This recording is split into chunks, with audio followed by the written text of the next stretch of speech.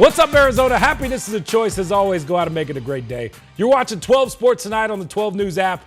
I'm Cameron Cox. We're going to catch up with the rest of the crew here in just a moment. Every week, thank you so much for coming to hang out with us, right? Talking all things Arizona sports. We're going to tell you the important stories, the ones that matter, and introduce you to people that inspire. And as always, we have the best sports conversations in town. This is 12 Sports Tonight, Arizona's OG and longest running sports show, streaming on the 12 News app for your TV. Let's roll. The schedule is out. It has dropped. And my first reaction is, listen, the schedule makers, they just buried this team. They do not move the needle whatsoever. 0 primetime games coming off the worst season in team history. First time that's happened since 2023. Cardinals open in L.A. against the Chargers week 1. 3 of their first 4 games are on the road. New head coach Mike LaFleur will make his debut at State Farm Stadium week 2 when the Super Bowl champ Seahawks come to town. Great. Cardinals only have 4 wins in the division since 2022. All the hard games early. 8 of their first 10 are against teams that made the playoffs last season. Let's circle some games on the calendar. Week 4, they traveled to New York to face former ASU running back Cam Scatterbo and the Giants. Former OC Drew Petzing and the Lions come to town. Week 5, Coach LaFleur is going to meet his old team, the Rams, in Week 6. Guys, look at this. The bye week is super late, mid-December. The schedule, though, eases up towards the end. 5 of their last 6 are at home, including Heisman Trophy winner Francisco Mendoza and the Raiders in Week 17. The only road game late is to a dome, a trip to New Orleans to face former ASU wideout Jordan Tyson and the Saints. Doug Franz, host of the Doug Franz podcast, joining us now. Doug, your reaction to the schedule was what? We already knew it was going to be hard, third hardest schedule in the NFL based on last year's record. But what shocked me is you couldn't have made it harder, I don't think, in the way that the games were organized to have a bye week into December, the latest bye week they've ever had. And I think the 3 things you were looking for is when do you play the Jets, Saints, and Raiders? Because those are going to be what you assume to be the 3 easiest games with new coordinators and or new quarterbacks. And all of them are at the end of the year when they've got a chance to kind of get settled. So a brutal schedule got harder. No primetime games. One of 5 NFL teams did not have any. What does that tell you? It tells me that if the owner did not argue vehemently against the league for this schedule, he's not a very good owner, or he better have said, I want a favor coming in 2027. They just don't move the needle, Doug. That's probably what it comes down to, right? It's exactly what it comes down to. This is about ratings, and this team doesn't draw any ratings, and they assume they're going to be bad. So that's why you set up the schedule this way. Basically, this schedule tells me, in the minds of the NFL, the Cardinals were an afterthought. How many wins, Doug? That's the $1 million question. I think they're going to do better than last year, but still, 4, maybe. The other thing that grabs me, Cam, is when do you bring in Carson Beck? You'd like to have a mid bye week going into an easy opponent. You don't even get that. So this schedule doesn't look like it's going to come together easy. Doug, I said 7 wins the other day. I might have to drop that given how tough it is to start the year. But my bold prediction, Carson Beck by October. You've got to answer questions for the 2027 draft. So I want him to start soon enough. I would like to say Halloween. You're going a little earlier than me because I want enough film to show defensive coordinators what he does so they can already make adjustments. And if you wait until, week 15, that's too late. I want defensive coordinators to digest it, figure out what they want to do against Carson Beck so we can see how he responds when the defenses get tougher. The D-backs lose to the Rangers tonight 7-4. They also traded outfielder Alek Thomas to the Dodgers in exchange for a 17-year-old international prospect. At least they got something back for him. Thomas, of course, was designated for assignment this past Friday. In 5 seasons with the D-backs, he had some great moments, but he could never figure out how to get those struggles at the plate right. Here's D-backs beat writer Nick Pecoro. Well, I just think it's been a long time where he just hasn't produced consistently at the plate. He had some big moments, I think, in his career. We all remember the big home run in the playoffs against the Phillies, but it's just been in, parts of 4 or 5 seasons where he just wasn't hitting enough. Why the Dodgers, Nick? Of all the teams, why trade him to a divisional rival? I feel like over the years, haven't we given them enough former D-back outfielders? Yeah, I mean, we've seen A.J. Pollock and David Peralta head over there. We've seen Daniel Hudson go over there. I mean, they're just one of the other 29 teams. I don't think they're too concerned about making in-division trades. The Dodgers were, I think, the only team that was willing to take on all the money and give up a player to get Alek Thomas. That's what Mike Hazen told us today. I think it just came down to that, and they're looking to save a little bit of money. Not that they're, trying to pocket it, but I think they're trying to position themselves a little bit better ahead of the trade deadline, have a little bit more to spend if they need to make some additions at the deadline. I think you're seeing it right now for the time being. You've got Gurriel in left, you've got Ryan Waldschmidt in center, you've got Corbin Carroll in right. And, at some point here in the next 3 weeks or a month or so, Jordan Lawler is going to be coming back off the injured list. So they're going to have some options out there for sure. And I think that's a big part of why they were willing to make that move with Alek Thomas. It's just, they could wait around and hope that the offense gets better. But at some point, they've got other options. I think they wanted to see how these guys could do. D-backs beat the Mets, and fans got a new hero. Ryan Waldschmidt, the top prospect, of course, called up and had a Mother's Day to remember. Drove in 3 runs, 2 of them right here in the first for his first career big league RBI, right? His family in the stands to see it. Then I love this. Listen, they brought him up to play some defense, too, as well. This is how you showcase it. Come on, man. After the game, the entire family, Lena, got a post-game moment. Logan, your brother, I asked him up in the stands what he got your mom, and he said, and I quote from Mother's Day, a card. I think you won the day. Yeah, I don't know if that's going to compete with what I got her today, but I also have a card that's probably going to come out here soon, but I also added a couple other things for that. Could you oblige us and turn to your mom and tell her what she means to you on this Mother's Day? Yeah, you mean everything to me, Mom. You've been there every step of the way. I'm grateful for everything, all the time, all the money, all the traveling that you've done, and I'm just so glad you were with me on this journey and you were here today to experience this with me. I wouldn't be anywhere else, my love. I love you. I love you so much. Waldschmidt actually a self-made center fielder, not even his natural position, but he's taken to it quickly. He's made such a good impression for the Snakes. This weekend, he did it in front of his whole family. The Waldschmidts did have to pull some extra strings to get to Phoenix. Ryan's brother Logan had his final college baseball series of the year. The family was supposed to be in Louisiana for that, but when Ryan got the call, everyone knew where they had to be. Mother's Day mayhem Sunday at the ballpark. Ryan Waldschmidt slams into a wall and sends shockwaves throughout the stadium. All the way to the wall, and he's got it. Waldy into the wall. Just good batting, It's better than the minor leagues for sure. It wasn't the only thing Waldschmidt crashed this weekend. A family trip to the University of New Orleans cut short by Ryan's new team. His call set off a series of other calls. They're at the hotel and they give me a call and they're like, hey, we're picking you up at 7:30 in the morning. We got to go to Arizona. Your brother just got the call. Logan Waldschmidt is Ryan's younger brother. Parents in town to watch him pitch. Those plans thrown a curveball. Logan had to spin another one to his head coach. I tell him, hey, coach, I'm sorry, I know it's late, but my brother just got the call, and I was wondering if I'd be able to, get out there to Arizona and watch him this weekend. And right away, he was like, man, you got to go. His college team's loss was the Waldschmidts' win. Played together our whole lives, and just to see it all come to fruition and see it all happen, it's so surreal. A family back together, just like back in the day. Since the boys were born, we've pretty much spent every Mother's Day at the ball field. Susan Waldschmidt has a knack for watching Mother's Day knocks. This scenario is a little different, much grander. Ryan delivered in grand fashion. 2 hits, 3 RBI, 1 cap in need of repair. My bill took the brunt of most of that. When I popped back, it was pointing towards the ceiling. Susan says that's also the direction of her son's career. No worries about any rookie wall. Ryan's one of those guys. He's 0 for 3 or 3 for 3. You can't tell the difference. They call him the aura farmer for a good reason. He brings a lot of personality to every scenario.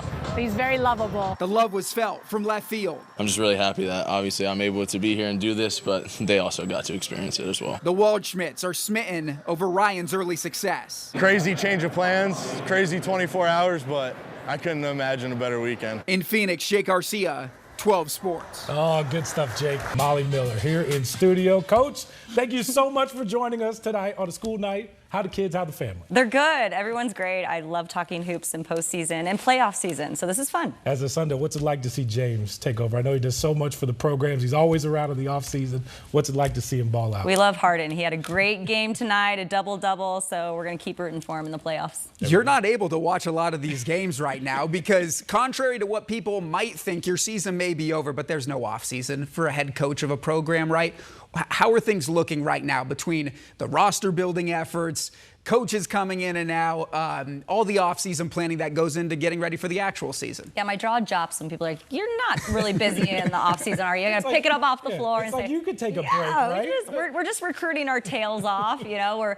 We're making a lot of appearances. The Final Four was here, which was phenomenal. What a great time to bridge the momentum of women's basketball and the opportunity that comes with it, and to host in your backyard was really cool. So we're having some fun. We had a great portal season. Excited to get our kids on campus in June and get year 2 under the way. Molly, how different are the conversations? Listen, you picked up the phone last year, this time.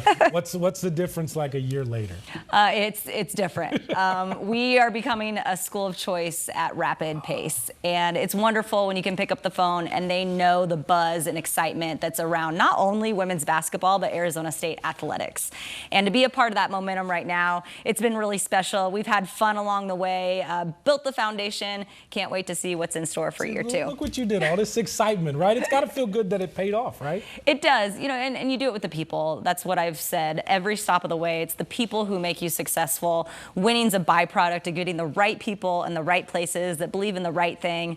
So to do it with this group, I couldn't have imagined another. Look at that crazy group on the. I mean, they're Y'all had dancing. so much fun. We were hype. We Look were at having you fun. too.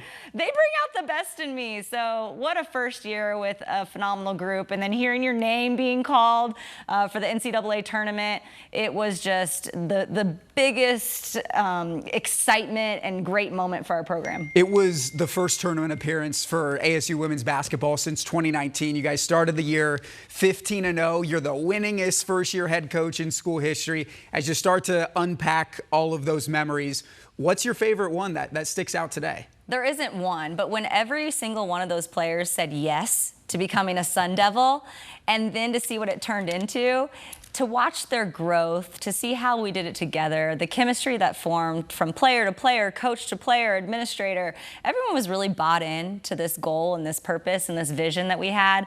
So to kind of reflect from where we started, which it was a lot more difficult, recruiting, and we were doing 10 visits in 2 weeks, and then they got here and we worked really, really, really hard. We made history, and we will be forever thankful for this first group for starting this thing off. You said that after the last game. You could hear the emotion in your voice, because when you look at it, to change a culture is one thing, but to change like the direction of the program for the better is an entirely another thing.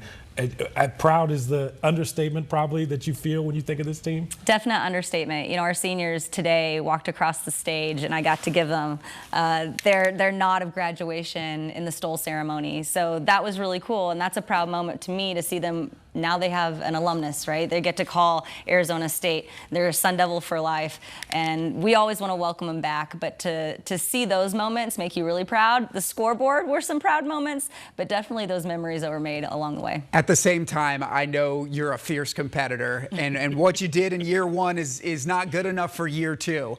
You mentioned the Final Four and the national championship being in Phoenix. You got a firsthand look of the teams that, you know, were left standing at the end and the ultimate champion UCLA.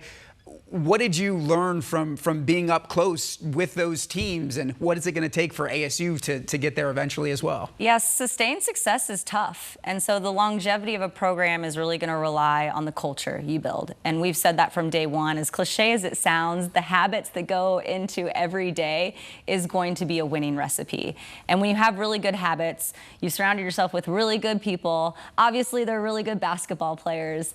That's a formula for chasing championships. And that's what we want to do in the future. I was really excited to see it firsthand, and it made me even more hungry. And defense. Defense wins championships, that's for sure. Molly, listen, we all know you're the ultimate competitor. Who taught you to be this competitive? Like, who inspired you growing up with this competition? Okay, parent hack. My dad always told me I couldn't do something knowing that I would go out there and prove him wrong. So he's like, don't work on your left-handed layup, Molly. You're only 8 years old. That'll come when you're stronger. I marched right out to our cul-de-sac till the sun went down, working on my left-handed layup. You didn't know you were going to get life hacks tonight at locker room. Yes, it's a little bit of reverse psychology there for the competitive nature. So when you're wired like that, someone tells you can't do something, you just want to prove them wrong. I think we have a picture of your dad playing basketball back in the day. Oh my gosh, how did you guys pull that up? We didn't talk about my dad. No, not at all. Yep, that's where I got number 33. There's Jack Carter and some hops. Was he had some skill? He had some skill, but he was competitive. So he was a little undersized too. That's probably where I got my love of defense. Was he earned his keep on the defensive end. So shout out Jack Carter, Coach Carter. I was Coach Carter before I got married. Sounds so much cooler than Coach Miller. We got to give Derek, no offense to your husband, but that does sound like it just rolls off the tongue, right? I wonder why. Hey, I remember it was when you got hired at ASU, you referenced this story about your competitiveness, and it was your dad who challenged you, saying, you're not going to be the valedictorian of your high school class, and if you are, I'll buy you a new car, and you went out and did that anyway, right? I was driving my Acura MDX off to Drury University, so check. There you go. Listen, it's been so cool to watch you, get out in the community in Tempe. I think you, Kenny, a lot of the coaches at ASU do such a great job at getting out amongst the students and rallying the support, activating the value, all the above. Have you talked about that with other coaches? Like, how important is it for you guys to be out in the community? Has that been a mission for everybody? Yeah, I think everyone embraces that because we want to and we love it and we feel that embrace back. For me specifically, when I get out into the community and you see those smiling faces, those words of encouragement, those hugs of support, that gives you fuel, that gives you fire, that gives you motivation. So it's really a phenomenal group that we have. Our head coaches are amazing. They're not only great basketball, or they're not only great minds when it comes to their sport, but they're just good stewards of what they're doing in the community. And Activate the Valley is really real right now at Arizona State. What have the welcoming efforts been like for Randy Bennett as he takes over the men's program? He's so steady. I mean, he just knows basketball. And I watch him recruit. We talk, and we've got a lunch date planned really soon. So I'm sure the majority of it is going to be talking X's and O's because I cannot wait to just unpack that mastermind of a basketball brain. It seems like he's got a lot to it, right? Yeah, I mean, he knows. And the other thing is he's just a genuine person. Yeah. And I think when you can walk into a room and feel comfortable and feel like they're your teammate, and he's my basketball next door neighbor. So I'm really excited about that. All right, so tomorrow night we're going to have Marley Washenitz on the program. And, of course, she was so impactful to your program. Would you like to send her a message? What would you want to tell her? If you could tell her one thing and what she meant to you, ASU, and this program. I feel robbed that I only got to coach her for 1 year. But I'm so thankful that we had a year together. Thank goodness, because she's really kind of the billboard of what the program needs to look like. It was a two-way street, and so I'm so proud of her for embracing ASU. I mean, she came all the way across the country from the East Coast. That's a long way, yeah. All the way. And so she embraced the people, she embraced the community, and they embraced her right back. And I'm just proud of her to take a blind leap of faith with me. And I couldn't imagine this team without Marley. So how she's embraced the community, she will go on to do that in her adult life. Yeah. And she'll find so much success in taking that same approach. And maybe a future coach too, right? Yeah, hey, we got to save her spot. I'm encouraging her to go play as long as she can.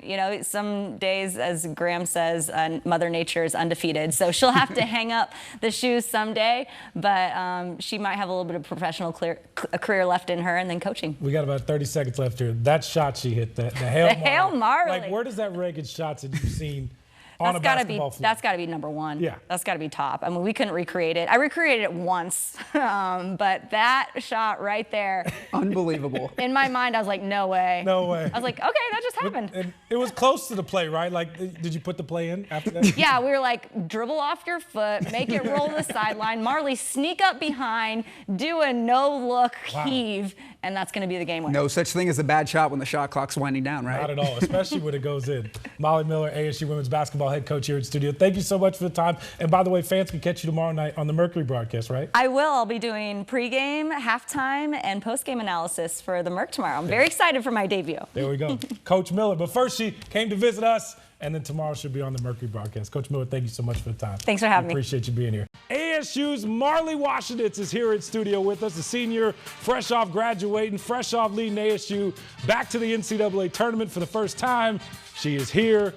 Marley, how's it going? Welcome to the studio. Thank you. Yeah, it's going great. I'm happy to be here. Yeah, so how was graduation? What was it like? How does it feel to be done with class? I mean, it feels great. I mean, I'm so grateful for the journey that I had here at ASU and even at Pitt for the past 3 years. But to know that I checked off a goal of mine is really, really rewarding, and couldn't have done it, obviously, without my family, my faith, and my support system. And so I'm forever grateful for them. Walk us through graduation. What were you thinking? Yeah, I mean, honestly, it was kind of a blur. I was just walking. I was just happy to be there with all my teammates and obviously Molly and everyone else around me. And just to be in that room with so many other talented and amazing athletes and people was really special to be able to share that with so many other people. Yeah, you guys are so much fun to watch. It's so special to watch you guys. When you just think back on the season, when I think back, I'll say you guys brought the joy and excitement back to Tempe. When you think back on the year, the amazing start that y'all had, getting back to the tournament, what thoughts come to mind? Oh my gosh, just like, again, gratitude. I think gratitude was something really that Molly preached throughout the whole season to us, and I feel like that has been engraved in my heart and soul ever since. And so to be a part of that history means everything to me. I think one of the big reasons of why I came back here was to make sure that I left ASU women's basketball program better than I found it, and safe to say I can say that as of now. But like I said, this was just such a special group of players, girls and staff members, and to be able to do it with this group means everything to me because again, I'm never going to be able to be on that court with those people and be in these environments with them again. So I'm never taking it for granted and wish it lasted longer, but we have new things ahead. 3 years in Pitt, then you transferred. Do you remember the pitch? Like, what did Molly sell you? And then did it all come to fruition? I mean, yeah, I was really just sold on the staff. I think when I came on my visit, her level of care that she showed and the versatility that they had in their staff, I mean, they have such great experience, and then the energy she had. I mean, I'm a pretty bubbly person and I'm always going, and I felt like she matched that, and I love that about her. Everyone likes to say that we're pretty similar, and that I remind everyone of her when she played, so that's not a bad thing, and I'll carry that with a high head every day. But I think she just sold the vision of what she had, and like you said, to see it come to fruition was everything and more to me. And to see all everyone's hard work and the long nights and the early mornings, just, you know, connect and come together was really special. And like I said, just super grateful to be a Sun Devil. And I mean, it's not a bad thing to be spending my summers and winters here in Arizona. Not at all. So that's why we all move here. And we never leave whatsoever. Yeah, it's a good place. How many people still to this day come up to you and be like, hey, aren't you the girl that hit the Hail Marley shot? Or that you see rocking the T-shirts? Yeah, so funny enough, I actually was walking through the CSAC, which is our academic center in campus, and someone actually pointed it out to me. And they're like, hey, is that you on that picture over there? And I was like, yes, that would be me. I did this incredible thing that was not supposed to happen, but it happened. Exactly, yeah. So your reaction there is the best. Yeah, because I was, again, in awe. And then I literally just saw a little post of some girl wearing my T-shirt. So I love it. I love the support.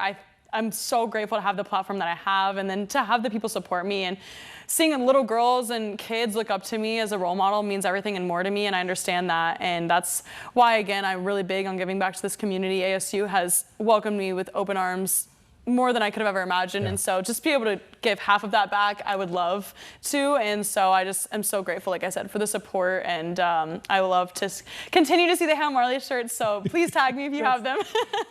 You know, I remember we came out there trying to get you to recreate it. I think you did it once. Yeah. Did your family, friends, did like people send you videos trying to make the shot? No, I don't think anyone really sent me videos. I think multiple people probably asked me if I had recreated it since, and I tried to, but I don't even know if I made it, but maybe once. Molly also tried recreating it. She ended up making it on like the other side. We like flipped it because I'm left-handed.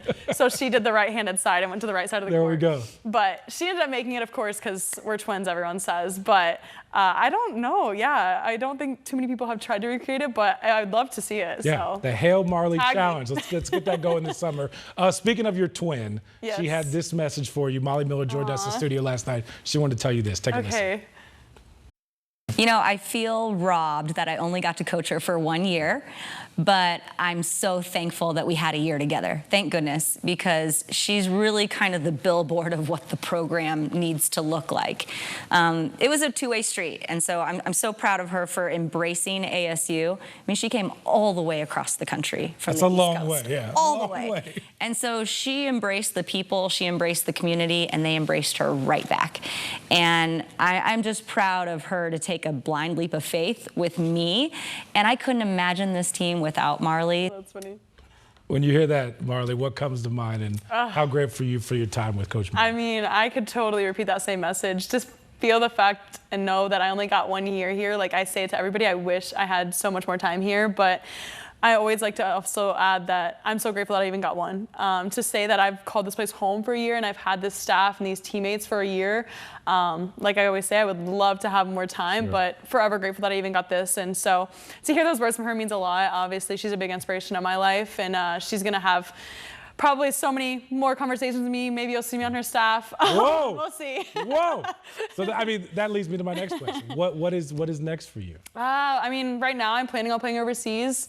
I would love to continue to play professionally for as long as I can, honestly.